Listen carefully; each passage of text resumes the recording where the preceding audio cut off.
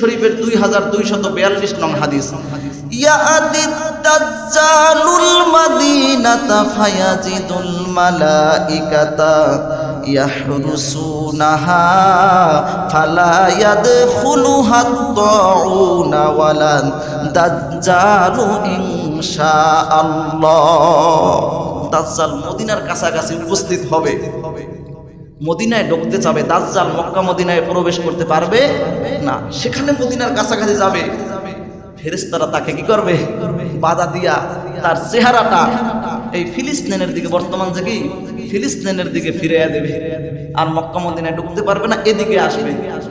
আসার পরে এই দিক দিয়া হযরতে ঈসা ইবনে মারিয়াম আলাইহিস সালাতু ওয়াস সালাম, হযরতে ঈসা আলাইহিস সালাতু ওয়াস সালাম তাকে খোঁজ করে বাবে লুত নামক একটা স্থানে পাবে। বাবে লুত এটা বর্তমানে ফিলিস্তিনে অবস্থিত, ইসরায়েলের রাজধানী তেল আবিব থেকে 15 কিলোমিটার দূরে বাবে লুত, ফিলিস্তিনে। বর্তমান কোথায়? ফিলিস্তিনে অবস্থিত। এখানে আয়েশা দাজ্জালার ঈসা আলাইহিস সালাতু ওয়াস সালামের মুখোমুখি হবে। হাদিসটা দেখি, তিরমিজি শরীফের 2244 নং হাদিস, ইয়াকুলু ইয়াকতুলু বুনু মারইয়াম দাজ্জালা বিবাবিলুদ্দিন।